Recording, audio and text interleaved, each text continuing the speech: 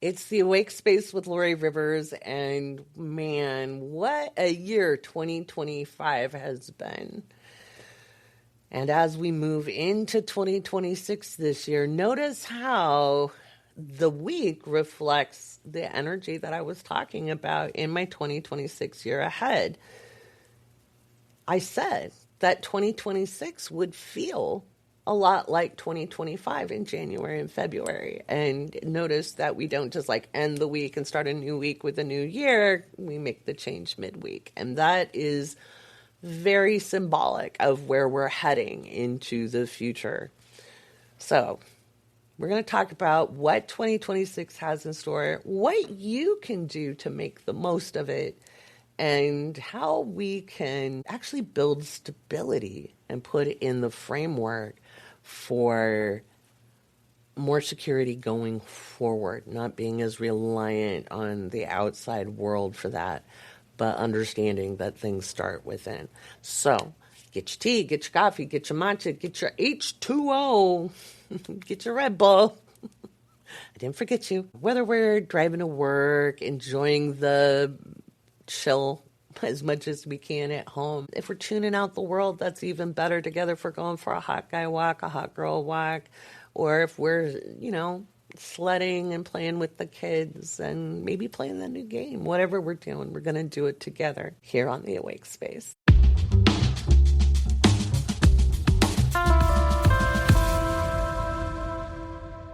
2025 just about did a lot of people in because it's all about massive systemic change, and that change isn't done. It just was a catalytic year, and change moves forward into the future. And that means we have to be a little more than adaptable. We have to be rooted within ourselves. And that is a lifelong lesson, but there are skills you can develop. It's hard when everybody's stressed out and everybody's in survival mode. It's hard to kind of get along, and we're seeing that play out in the different conversations online and people feeling like they've got to die on that hill, right? Like everybody has this really polarized viewpoint. And for those of you looking for peace, love, and harmony, I'm going to say this is what happens before you get there, but it doesn't happen overnight. And it's up to us to build that peace, love, and harmony inside of ourselves. And no, it does not make us a doormat at all. Boundaries are a good thing, and boundaries aren't mean. I'm bringing all of this up because we're really winding up the lessons of 2025 in January, February, and a little bit in March. As Neptune slides into Aries and then Saturn follows that, the gears shift. And what we had a little taste of back in the summer of 2025. And it's all about building your security. It's about building the foundations. You can't just make a mindset change and have it magically help. You might get a few results, but you might not be able to keep them. Okay? Because without the right infrastructure, nothing will stick. And infrastructure isn't just roads and bridges and buildings, right? It's also the things we build inside ourselves. And 90% of us do this on autopilot through our social cultural conditioning. I'm not saying that's wrong, but it leaves us vulnerable to outside conditions instead of giving us the flexibility to be adaptable in a more deliberate consciousness.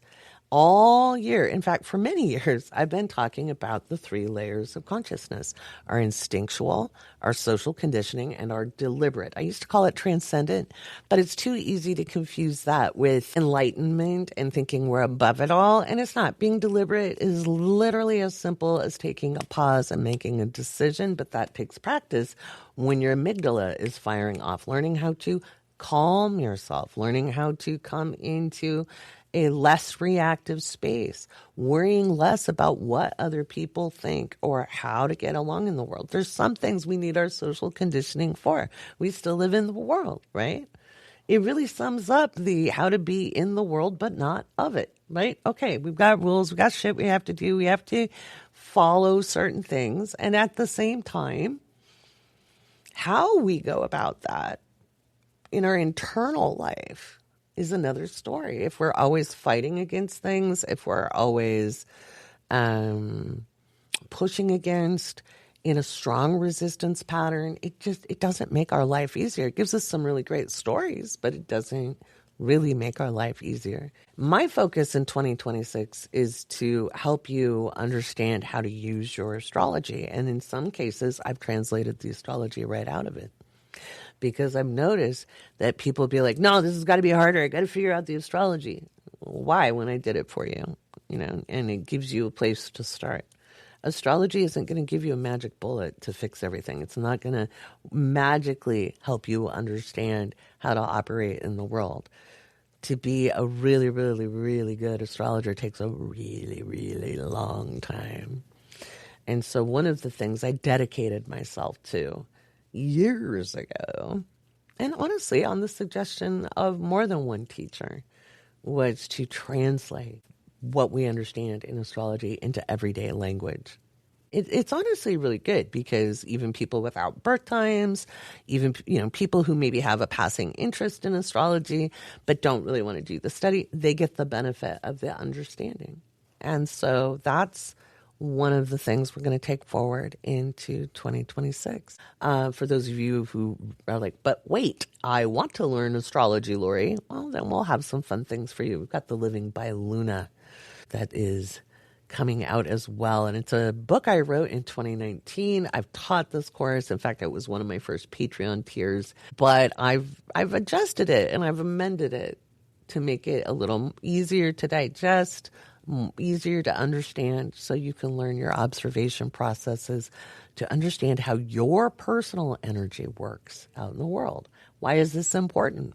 Saturn and Neptune in Aries demand that we are accountable to ourselves, that we show up for ourselves, that we build solutions for ourselves. These are all very, very important things. Okay, very, very important things that we do for ourselves. We build our structures. Okay, so often we just go off what we were told. Okay, you got to get a job, keep a job.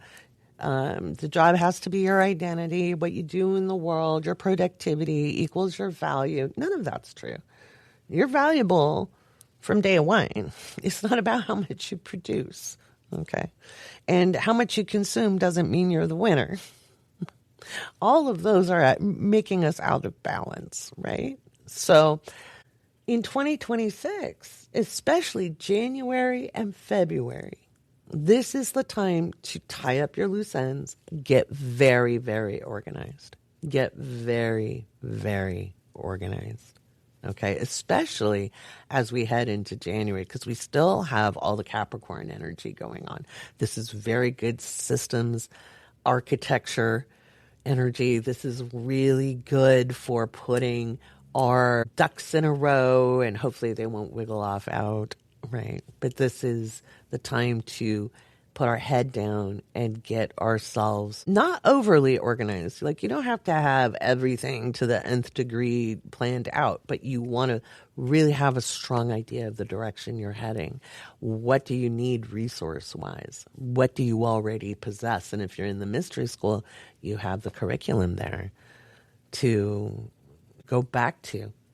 Right? We go through all of that in there. A mystery school was never about the magic. It was always about understanding this is the magic. Your mind is the magic, right? Remember, I'm grandfathering that tier. So it goes unpublished as of January 1. So you guys will get to play around with the new assessment for healing the money wound and the mini classes and the PDFs. And you got a sneak peek in the Patreon. When I went live the other night. All really cool stuff. So if you wanted to join that, make sure you do it before the 1st, because I'm going to close that tier. But also Astrology Crew gets access to that as well. It's very exciting. Very exciting. It's building infrastructure inside so you can be accountable to yourself. Accountability isn't about blame, shame, or guilt. Accountability is about being like, yep, I did that. I can either repair it, I can make amends, or I can fix it. Okay. So when you have more autonomy, you're more able to be accountable to yourself for yourself. Accountability just means to like be able to name and label it. And so part of that is making sure you're resourced in a good way. And resources aren't all money. Our security isn't all about money. Security can be about our self-worth, understanding our capabilities, knowing our communication styles and what we need. And if we're not getting what we need, being accountable to ourselves for participating in that lack of mutuality. So maybe we're in relationships that aren't serving us, and we can blame that low down, dirty son of a bitch. We can blame them all day long, but what are we going to do about it? I don't know if you've ever been through an emotionally abusive relationship. I have.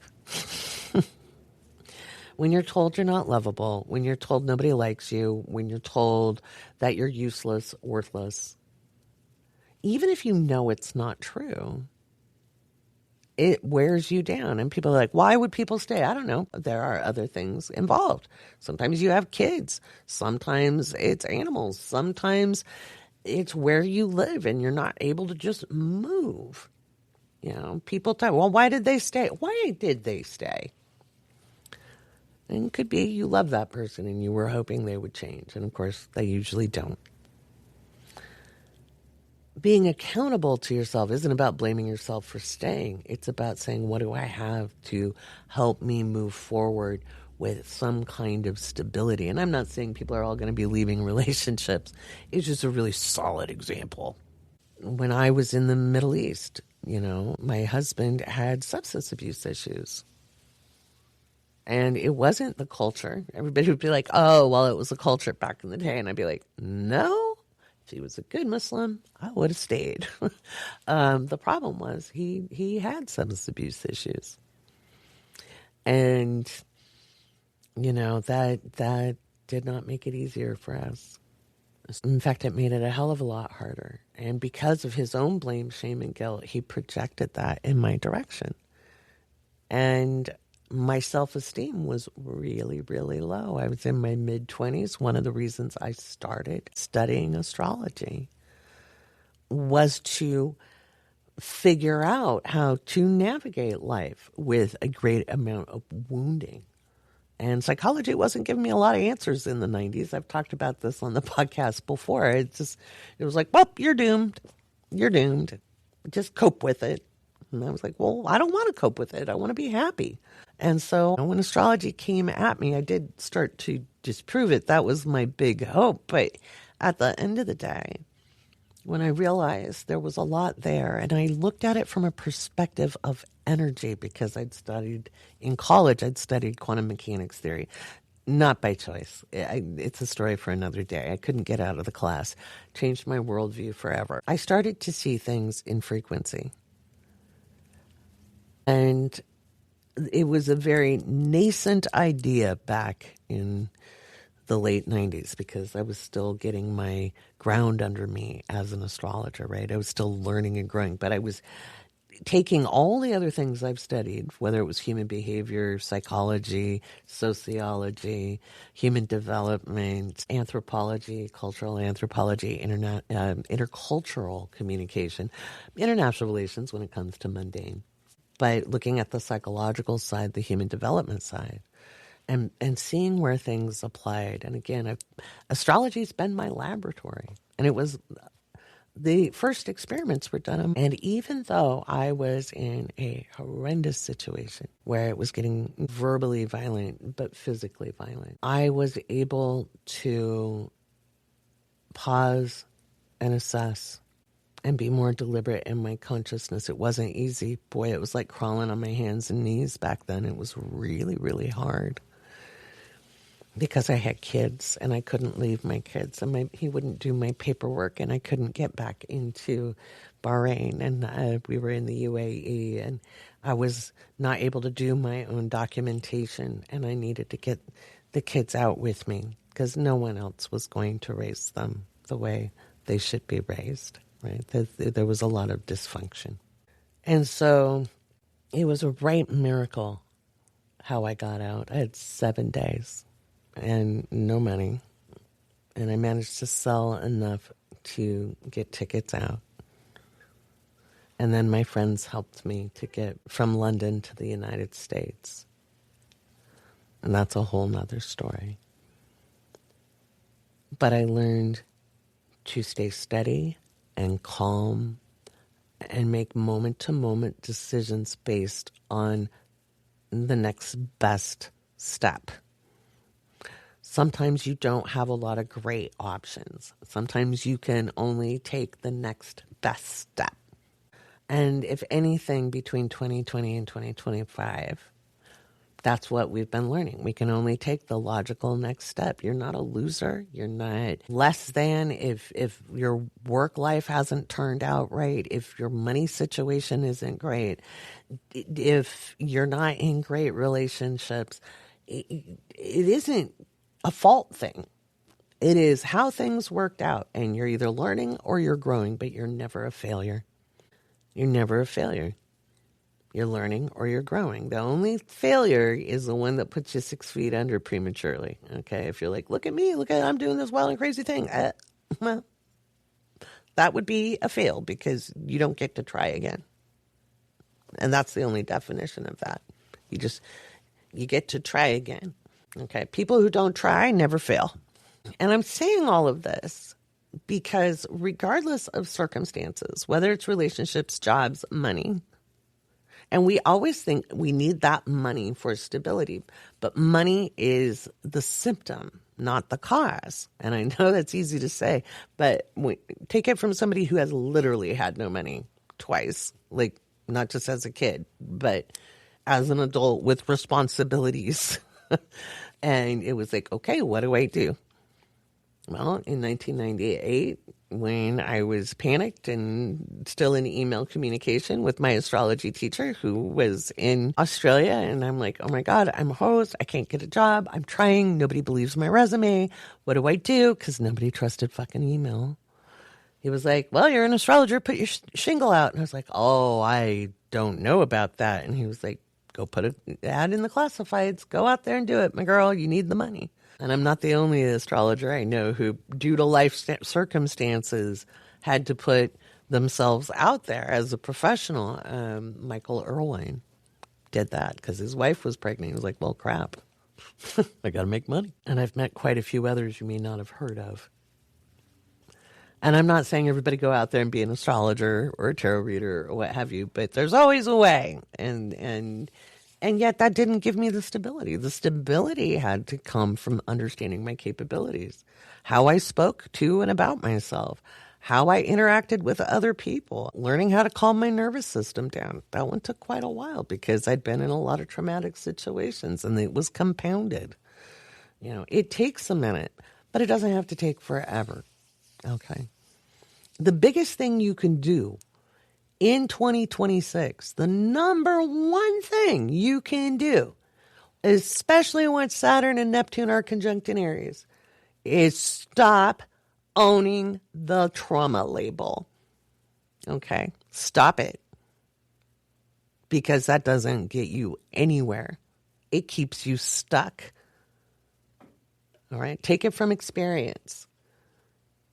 You have to see yourself beyond that, because it is not who you are. It is what happened to you, and you actually develop skills to help you survive. But if we get into the pain story, if we own that, if we own the trauma, then we give ourselves no room to heal. No room to heal. It cannot be your identity. You have to build an identity that gives you functionality forward. Okay? Functionality forward. Doesn't mean you don't need support. Doesn't mean you don't need to be able to ask for help. Of course you do. That's part of being human. But building the structures is really, really important. Alrighty. Let's do some patron shout outs.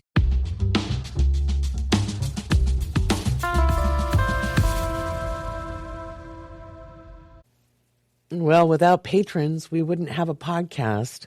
I know a lot of people don't realize this because I'm a woman of a certain age and I produce this myself, but our numbers are actually better than some of the more famous people doing podcasts. And that is thanks to you. Thanks to my listening audience. Thanks to the patrons.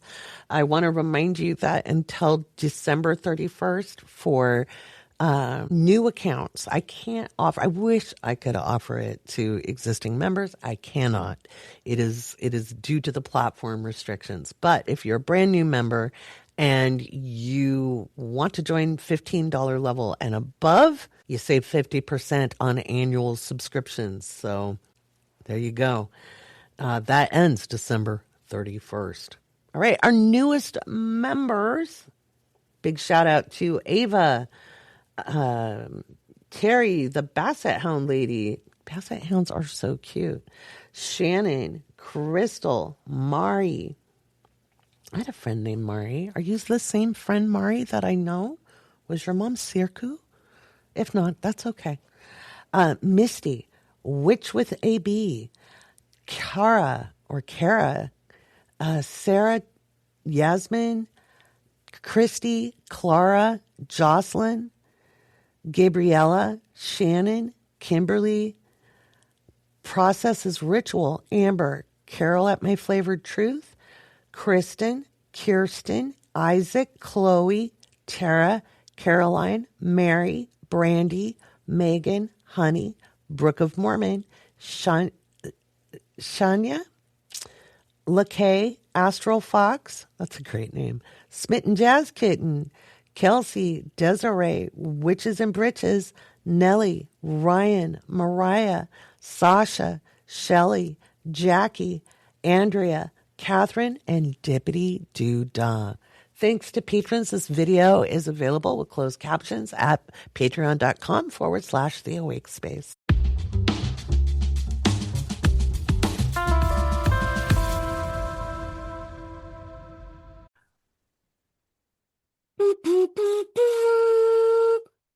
It's time for another episode of the Astrologers Roundtable, and Susie will be joining us in a minute. We kind of have floating schedules happening, so thank you to everybody for making time. I asked patrons, what should the question be? And the question is, as if I didn't already tell you, but the question is, for the sake of being on camera, what was your biggest challenge learning astrology? I already have my answer. Go for it.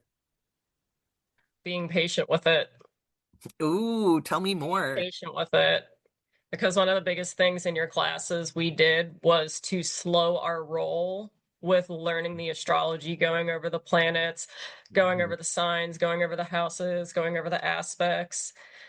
I was very eager when it came to asking questions, and Laurie many times be like, oh, well, we're not there yet, so we're going to just slow our roll and just digest this. And as much as I wanted to clamor onto all the knowledge, I understand why I had to be patient with it, because it is so much. And when you're actually synthesizing it together, it really does take, like what Eli has said, like 40 hours plus ish to really synthesize that chart and be able to weave it all together. And also, like, things like dispositors are daunting. So it's a matter of being patient and with that's not, yourself. that's like advanced intermediate too.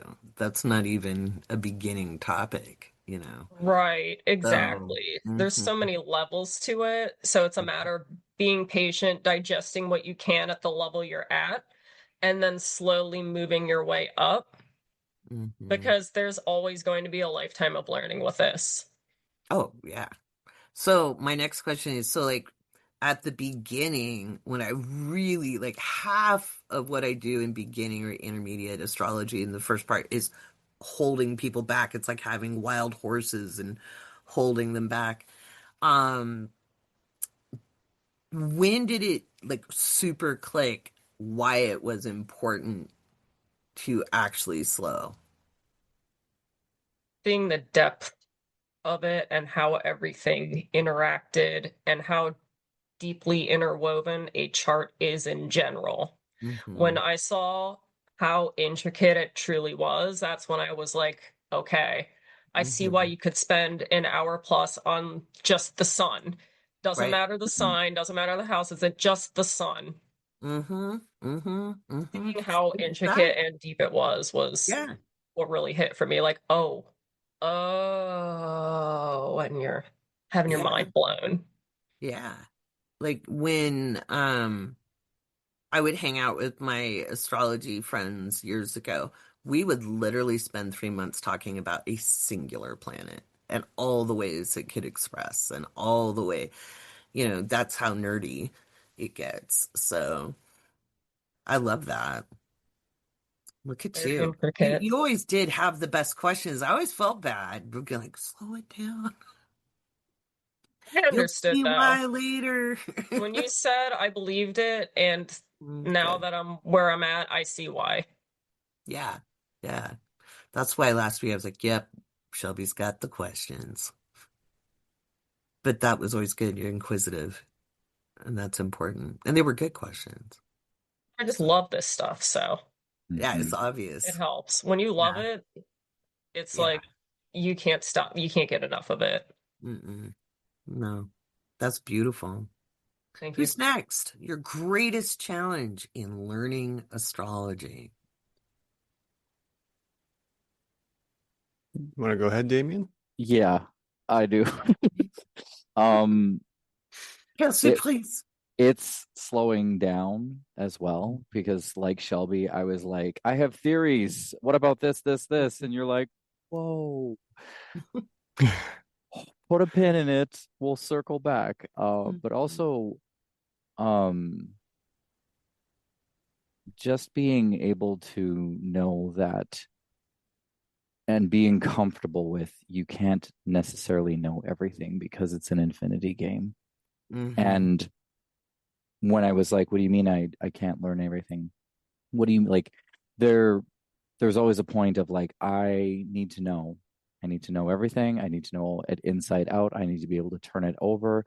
I need to know what it all means. And when you find out that it's you cannot know everything about Mm-hmm. astrology, which was a little bit like hard for me because I'm always like I'm a voracious learner and I want to uh I want to know.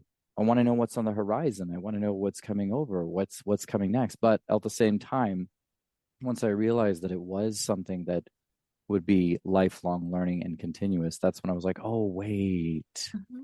this is where the awesome kicks in because like Shelby was mentioning, then the learning starts to percolate through and you start to get the striations, the nuances, the distillments um, as the information starts to synthesize. And you're not going to know everything all at once, and you won't ever know everything at once. And then you'll be like, you'll think of something like, God, I was thinking about like just how some of my particular aspects work, and I was like, oh, and I was, I I don't know if still anyone get else does realizations this, on my own chart. I still get realizations on my own chart. I'm so glad you right? brought that up because I Yeah, still yeah, yeah. freaking do. I did it last night over something. I was like, Uh, I was doing it like this is the thing that I apparently when I'm waking up as I'm starting to drift awake, my brain's Oh, like, awake thoughts. let's start problem solving. And it Mm-hmm. basically was like, how do I solve these squares that are in my chart? Not necessarily solve, but like where's the kind of like where's the third space? What does that third space look like? And I was like, okay. And it's just it's never ending. And it's okay. It's okay. Just get you don't have to it's a marathon, not a race. You and in fact, you should probably just saunter. I will Mm-hmm. never saunter because Walk with a little swag. I probably won't saunter. I might saunter sometimes, but I'm more likely still going to be sprinting towards that horizon. But knowing that there is something there that brings me joy, Mm-hmm. that will always delight me, will always keep me sharp and excited in the same way that the other things that I enjoy doing, like acting, writing, and tabletop role playing games, Right. um, do this is the same as that. So yeah, that was the aha. It's like it's okay. You won't necessarily know everything, and that's okay. Yeah. Well, much like life, our interpretations change because our perceptions change too. Mm-hmm. And just an FYI, after 30 years of looking at my own chart, I still get oh moments. Damn. It's forever. Damn. Because you're never Okay. even understanding you. I hope not anyway. That's a True. really good way to get old real fast. Oh, no. Stop So, learning, you're dying. Nope.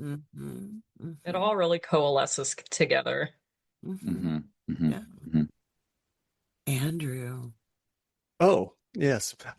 So I have two, and obviously we know the one from last week's Right. questionnaire, so we can skip over that.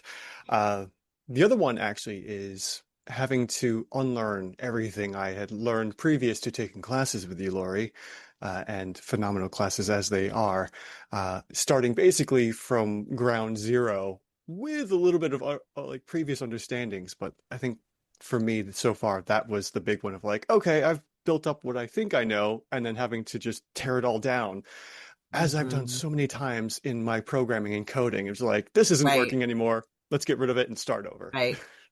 Exactly. And that's why I start out every single astrology class. Let go of what you think you know. Mm-hmm. One, I teach interpretation from a progressive evolutionary lens. I still show the traditional, right? I mean, I pointed out this is the traditional interpretation, and you can widen the spectrum, right? Mm. Um, just because we can, right? But Yeah, it is hard, and there's so much shit out there now. So yeah, there having was Yeah. shit looked at out there when I was learning too, but it's like everything. Applied. Exponential. mhm. Yeah, having looked at my chart in the past years ago compared to now makes so much more sense when I can look at my chart and say like, oh, this is why this, and this is happening. Hmm. Versus like before it's like, let me look at my books. I still don't understand. I kind of Right. get it, but it's like an 80% chance. Now it's more accurate with Right. everything. Well, and it's okay to use reference books and things like my ebooks, Hmm. or old recordings of classes you've taken with me. That's why astrologers have libraries. Mm. Yeah. So I don't, Mm-hmm. because you can forget what you know too. You can be like, what was that thing called again? You do it for long enough and it integrates in. So if you have to separate it out, then you're like, oh, I got to go back and look, especially if you're teaching. I have notebooks that I Yeah. constantly refer to. Hmm. Notebooks I fill and refer to and go Mm-hmm. back to because I'm like, oh, I forgot that there was this association with Right. that thing. Yeah, Susie pulls it out. Yeah. I- Again, Yusuf has custody of my library, and in that library is a very large moving box full of notebooks. And it probably Damn. has 100 notebooks in it. I'm hitting up Michael's a lot, honestly. Just getting Right. notebooks. And that's important to mark your observations. You have your technical skill and then you have your observations. Susie, patrons want to know, because I asked patrons this morning when I was live streaming what I should ask on the round table. And patrons want to know, what was your biggest challenge in learning astrology? I would say, kind of to the subject that you were already talking about,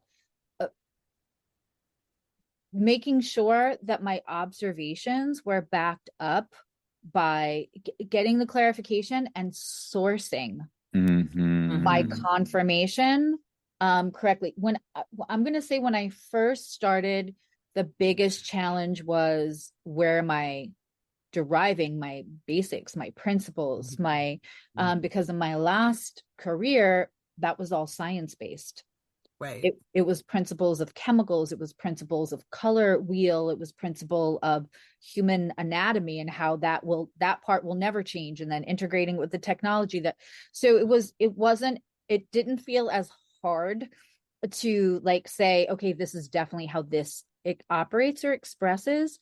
So the biggest challenge was feeling really safe in my own discernment about what teachers were the most trustworthy, and what teachers were maybe working out of ego. And ego not necessarily being a bad thing, but just the identity, with how we need to identify based on our survival, blah, blah, blah. And so I think the beginning part was,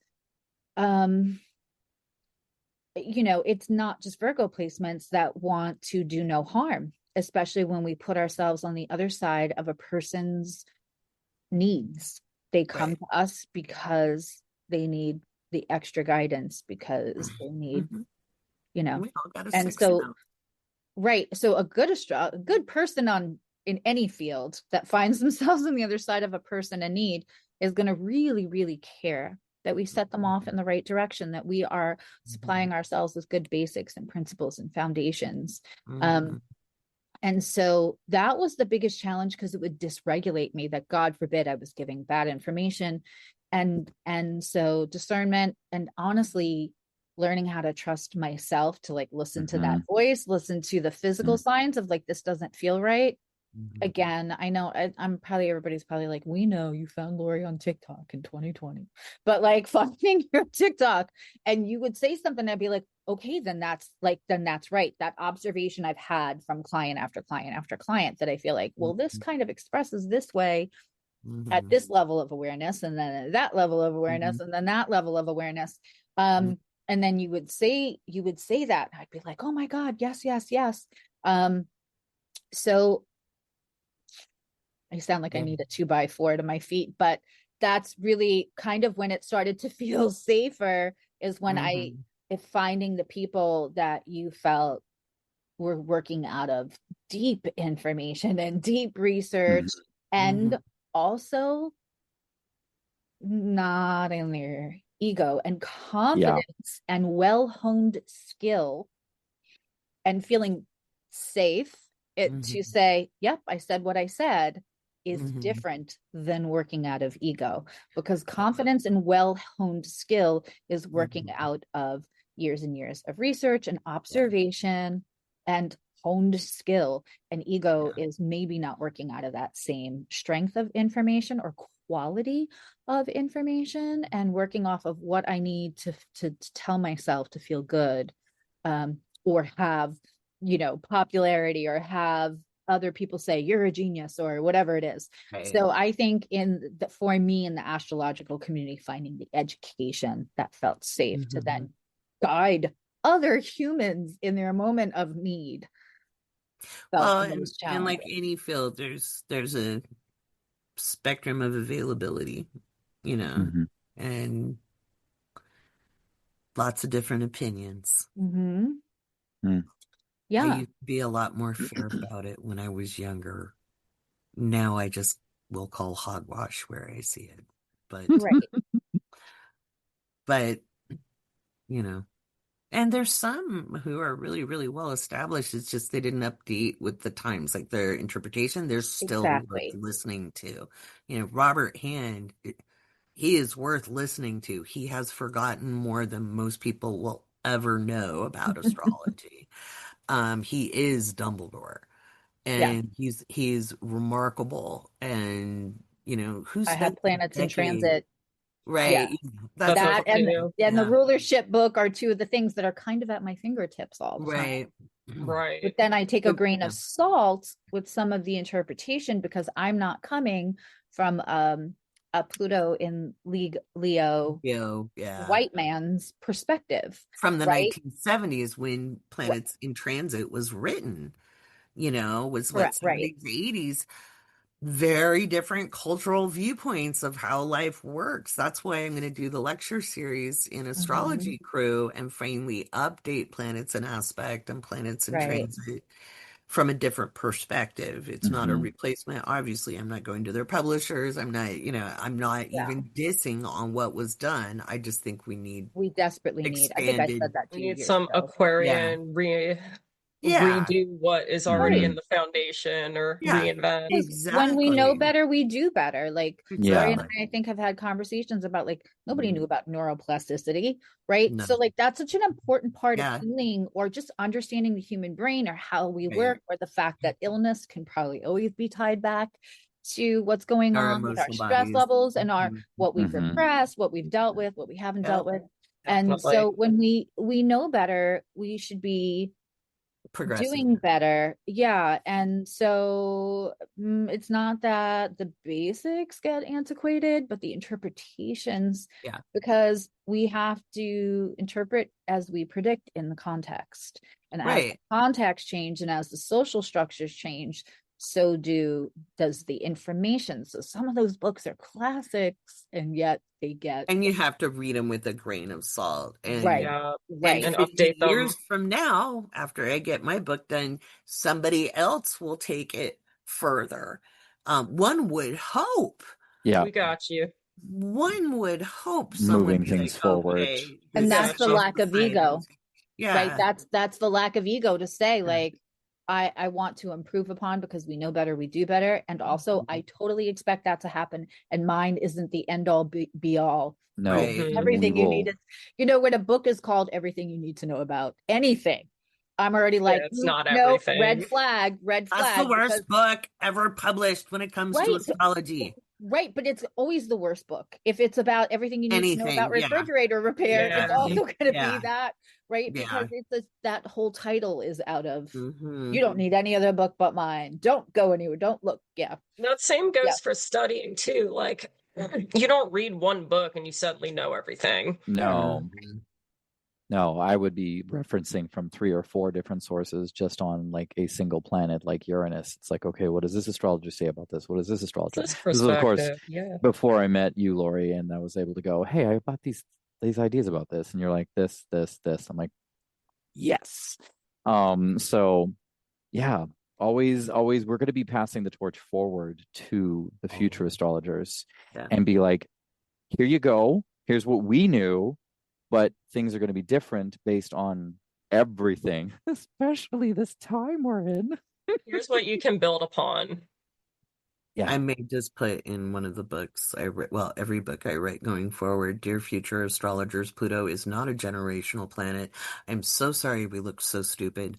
We understand it has an irregular orbit because in 2135, astrologers are going to go, what drugs were they on? What are these fools doing? Yeah.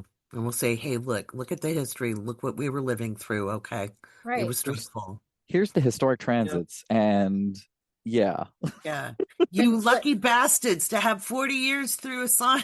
Yeah. And the technical equipment. I mean, if you think about when people around our age, and I probably mean Laurie and I, and maybe a little bit Damien, when we were kids and had an awareness of astrology, the technology that they used to see things, I mean, was not remotely close. We've had so much technological advance too, which is gonna. And it's only They going to were speed still up. debating when I was studying. They were still debating the merits of students relying on computers to calculate charts versus having to calculate by hand. Yeah. And they would say you weren't a real astrologer if you didn't do the calculus and the geometry. It can help to understand it and have that like general knowledge of it, but having that technology there, it's there for a reason, and it's so we can It be able to saves draw so up much charts so time. quickly. Right. Yeah, exactly. takes the and then be able mental to help labor out. people.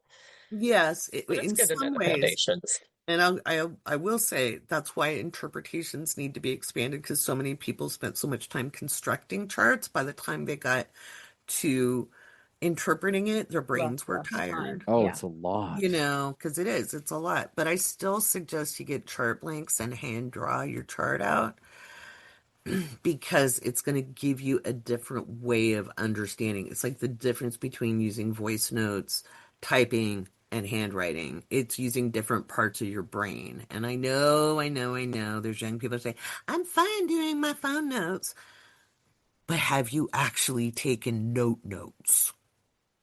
Because Well, and there's studies proven to say there's a the neurological brain. difference. Yes, exactly. It's different. Yeah.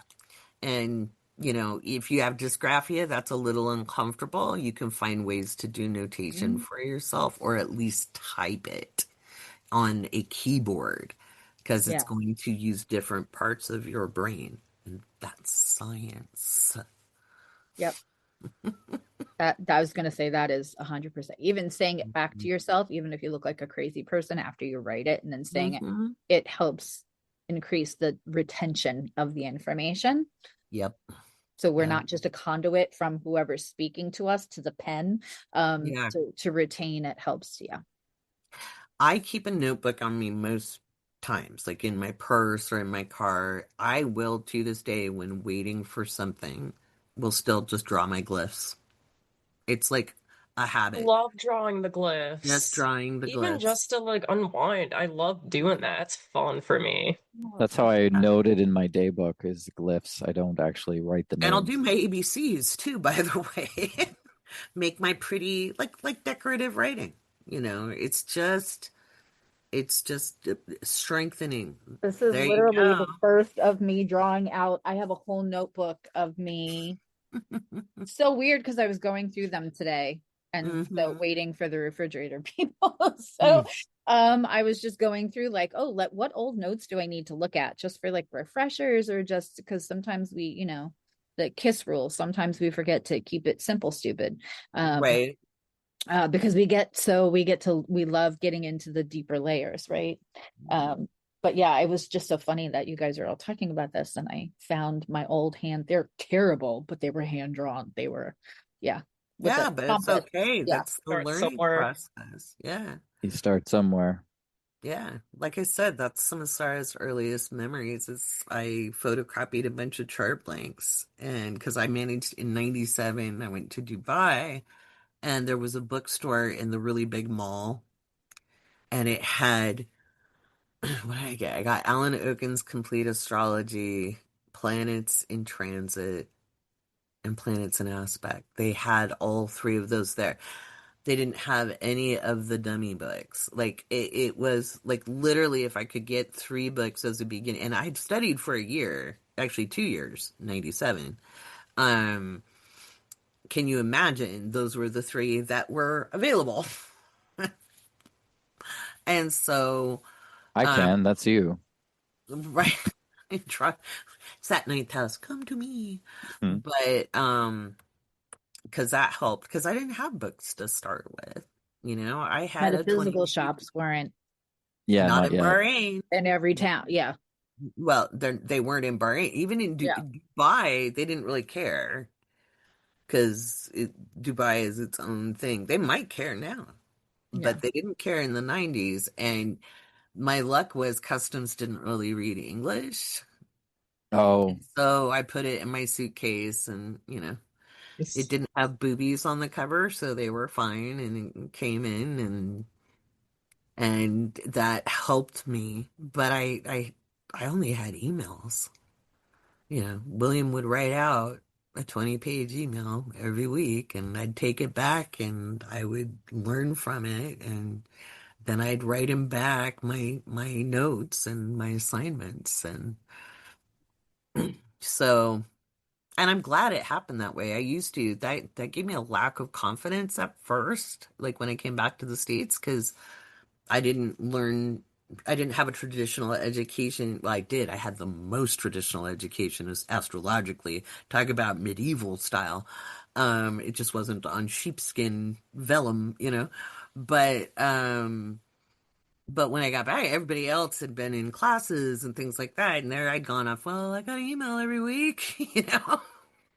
And so I had to build my confidence and that happened in conversations when people couldn't explain what they were talking about. And I was like, oh, well, I guess I'm doing okay, because people would just be like, just trying, this square. I'd be like, yeah, how's that working for you? Well, it's a square. Like, yeah, was that the total sum of their answer? a lot of times. A lot of times. Crazy. These were people who were taking like the same workshops as me, like when I had enough money to go to workshops a couple of years in. And I was like, how long you been studying astrology? That long. Cool. I And have I would just be pictures of like the quiet aspects. to myself, I'd be like, I'm not doing bad. All right. So you have to have measuring. At least I like to have measuring sticks. So if you don't have anything to compare it to, you don't know if you're doing good or not. I mean, my mentors would tell me, they'd be like, try again. But Years and ago, I they remember being in a conversation with other astrologers who had a couple of years on me. One had like 10 more years, but they also had more intensive study with like one-on-one mentors, or one got to take like classes with like a famous astrologer. And I was saying like, well, don't put me in your group.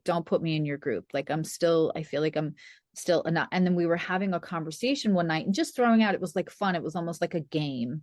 And that we're throwing out like different placements in different houses. And after a while, one of them said to me, like, why are you calling yourself anything other than like, I said, well, because if you have all this information, why haven't you been saying it? Why aren't you?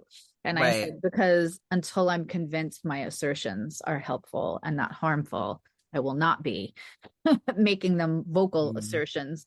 And that, like you said, that measuring stick, and they were like, yeah, you're fine. But that, not always knowing, because we see what it looks like when it's right, exactly. Right. If you're ethical and you have an ounce of morals, you don't want to. And like I said, the late great Jonathan Caner said, messaged me, because it was his message board where I had found community of mostly real astrologers. There were a few who weren't, but still mostly real. And I had triggered a client. It was one of my first paid readings. And again, this is the 90s. There was no education around these things. And my bar was a lot, like, there was a lot there. And so I was like, meh, these things happen, you know, and the person looked like they were going to crawl out of their skin, and I felt horrible. I mean, I finished a corrected course in the reading, but you didn't have classes on how to deliver information. You didn't get the first session of an intermediate class, me drilling ethics into you. There's reasons. I felt horrible, and I brought it to the message board, and people are like, no, you're there to show your expertise. You're not a therapist. You're not. I'm like, well, I wasn't going to do therapy, but I didn't need to trigger the crap out of this person. And Jonathan sent me a little private message, and he said, dear Laurie, you're going to be such a good astrologer. Remember, 'tis better to be there than to be right. Yep. A good piece of advice that you've given us too.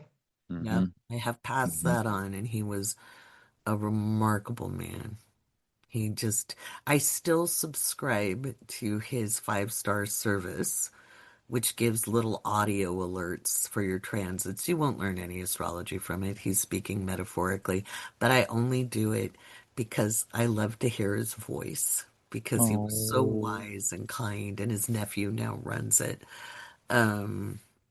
But so, like, people listen to me, I had my Jonathan, so I always feel very honored. So he passed away in 2016, but he was a treasure. So but there we go. You guys are so amazing. Aren't we lucky to have you all? I feel lucky to be here. It's such a good group. Yeah. Teamwork is dream work. All right, that concludes, with 3 minutes and 27 seconds to spare, Shelby. We have a timer on.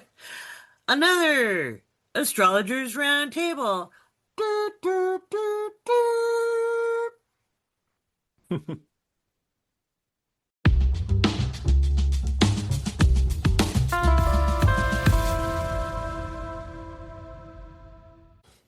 I'm very excited about 2026 for me personally, and that impacts you, because what I do impacts you. I'm excited because I'm kind of integrating everything I do here. You'll notice I kind of tweaked the podcast name, the Awake Space with Laurie Rivers. I used to hide behind brands. I'm a Scorpio rising. I don't like to be seen. It's not the most comfortable space. It's a very vulnerable thing to be seen. I know I'm smart. I know my work is good. I know I bring people results. In fact, I love it when clients give me their updates. I love to watch people grow and move and build fulfilling lives that matter to them, not in anybody else's definition, but in their own. It's a beautiful thing to do. But if I could get away with not having to put on lipstick and not having to deal with a set and just sit there with a mic and no camera, I'd be thrilled. I'd be happy as a clam. I wouldn't mind meeting you guys in person in small groups. I'm not a big group person. I'm an introvert's introvert. I need a lot of quiet time. And in 2026, we're going to do some small groups. Fingers crossed. As we take Living by Luna and Healing the Money Wound, the framework for rebuilding confidence, value, and wealth on the road. And so right now I've been working really, really hard. And you can probably see it. I look a little tired. Plus, I've been sick. Thanks, Dad.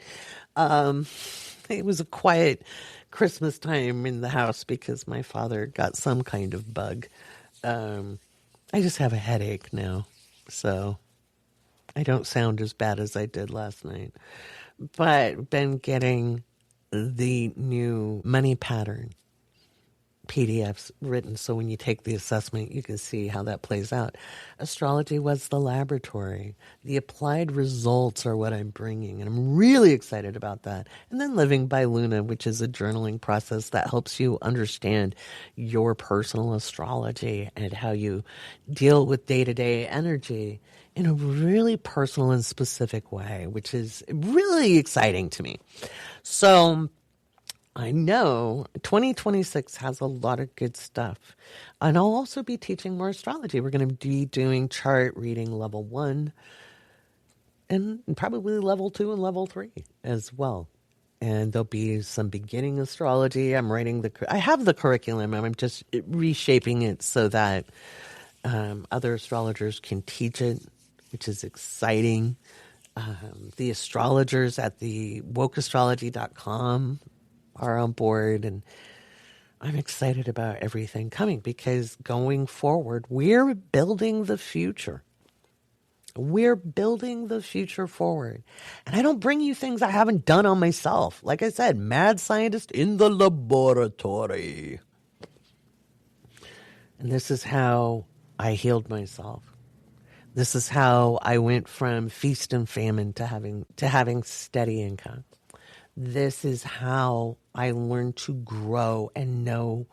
Like, I never had the problem of feeling enough. I didn't let myself want enough because I'd lost so much in life. And if you've lost a lot of things, it's hard to want more sometimes, especially if you've had the rug pulled out from under you more than once. And you can have a genius IQ. Yours truly does. You can be exceptionally educated. Yours truly is. You can be pretty. Yours truly is. Even though she's getting old. Actually, I like how I look, so I'm not too worried about it. And when things don't work out because other people aren't doing their job and you've shown up, it's hard to learn to trust again, right? And especially yourself. And learning to trust you and your connection to your soul and your connection to your mission in life. And even if you don't have it all the way figured out, right? And that's what we're going to be working on in 2026. Because the outer world is going to be a shit show for some time to come.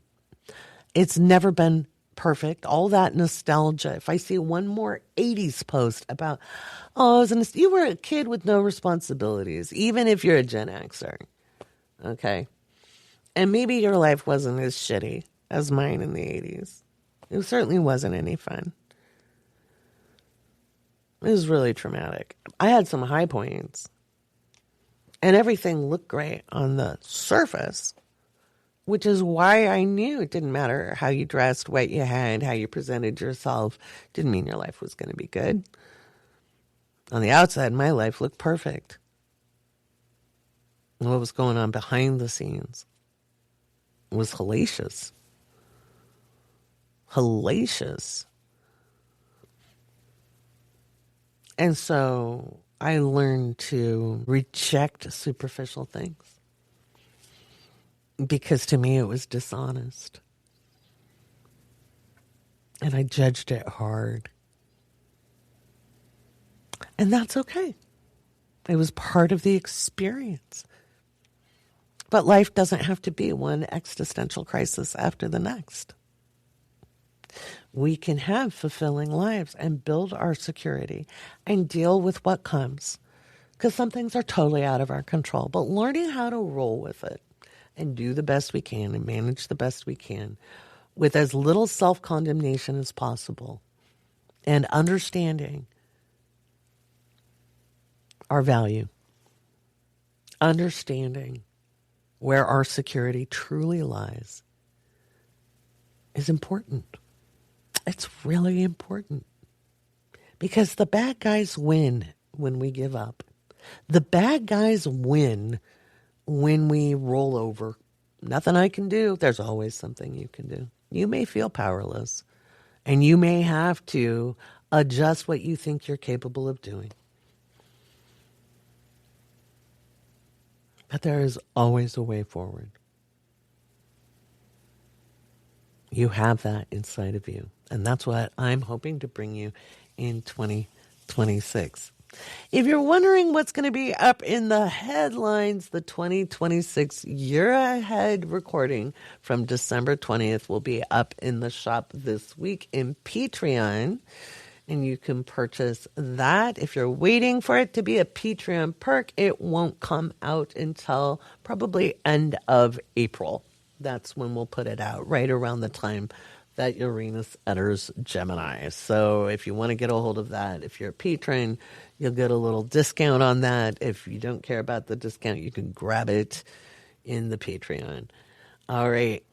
And I'll have that link where you can find my ebooks, my classes. There's a whole bunch of stuff in the Patreon shop. If you're interested in learning astrology, boy, do I have references. So I want to thank you for an amazing year.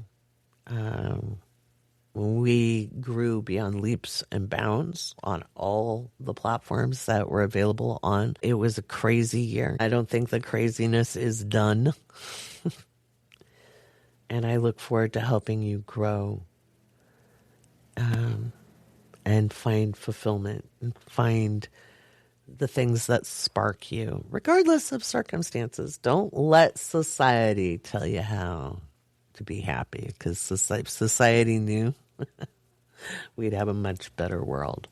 But I can't tell you how that works for you. I can give you frameworks and options that you might not have thought about before. It's all in your astrology chart, because your astrology chart reflects you. And like I said, astrology has been my laboratory. The frameworks and proven methods that I've created are based on my understandings and experience in working with thousands of people around the globe over the last 30 years. So I want to thank you. And let's make 2026 a kick-ass year together.